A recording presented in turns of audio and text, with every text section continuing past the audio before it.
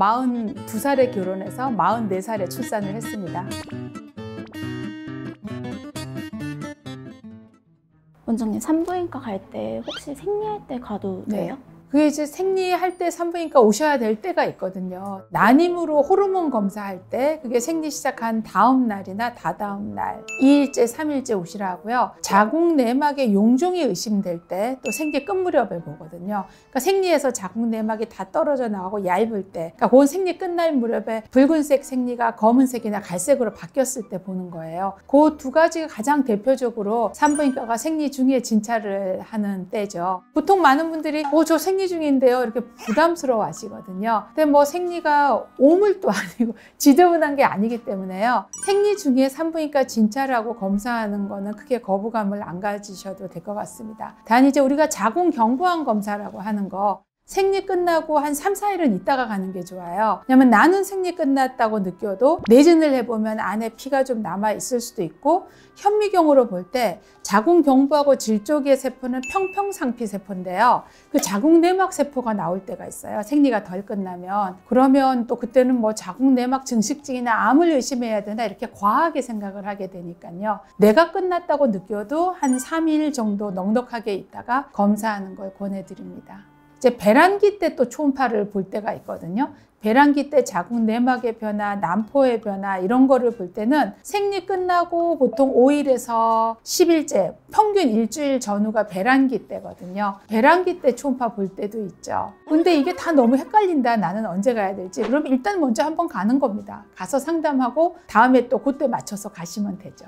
가장 최근에 생리한 날을 물어보시잖아요. 근데 그게 정확하게 기억 안 나는 분들은 어떻게 맞아요. 하세요? 마지막 생리 참 모르죠. 그래서 제가 산부인과 환자들 다 물어보잖아요. 마지막 생리하신 게 언제죠? 그러면 5일 전에 끝났어요. 아니 그게 아니고요. 시작한 날요. 그러면 시작한 날이란 걸 모르는 분들이 많으세요. 거의 대부분 끝난 날 얘기하세요. 그래서 산부인과 오실 때는 내가 생리를 마지막으로 한 게 언제인가, 가장 최근에 마지막으로 시작한 날, 또 그 전달 생리까지 기억하면 좋겠고요.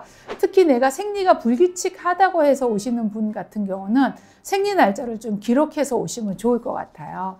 내가 왜 불규칙한가요? 라고 물어봤을 때 이게 진짜 불규칙한가 아닌가 날짜를 봐야 알 수 있잖아요. 그래서 그런 걸 기록해 오시면 제일 좋을 것 같습니다. 그렇죠. 그거를 우리가 데이팅이라고 하는데 산부인과 의사들이 날짜를 보는 거예요. 그래서 그게 초음파로 보면 초음파의 자궁 내막은 생리 주기에 따라서 변화되고, 난소에 있는 난포라고 하는 폴리클이라고 하는 낭포도 사이즈가 커졌다 작아졌다 하니까 그 사이즈와 자궁 내막의 변화, 또 내진에서 자궁 경부의 점액, 이 세 가지를 가지고 배란되기 전이다, 배란되기 며칠 전이다, 배란 즈음이다, 배란 직후다, 배란되고 며칠 지났다, 이거를 알 수 있게 되죠. 그게 이제 특히 난임 검사하시는 분들한테는 굉장히 그게 중요하죠. 그리고 배란되고 며칠째 생리 나왔느냐 이거 계산하는 것도 중요하고요. 그렇죠.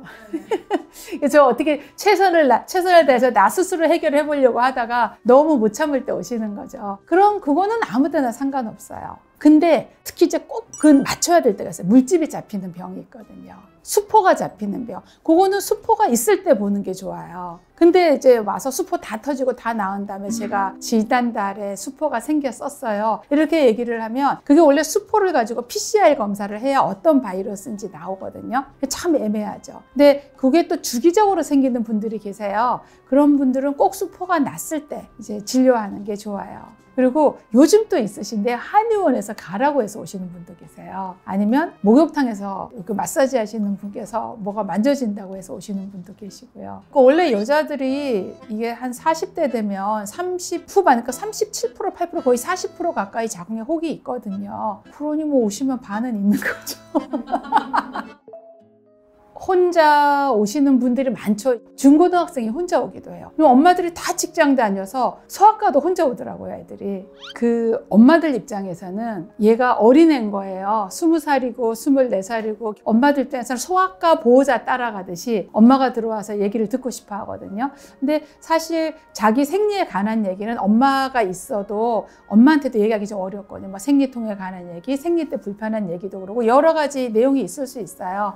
그래서 따님이 혼자 들어와서 진료하시는 게 제일 좋고요. 만약에 중요한 내용이 있어서 설명을 할 때 되면 저희가 당연히 보호자분하고 같이 설명을 드리죠. 너무 걱정 안 하고 환자 혼자 들어와서 진료하는 게 좋을 것 같아요.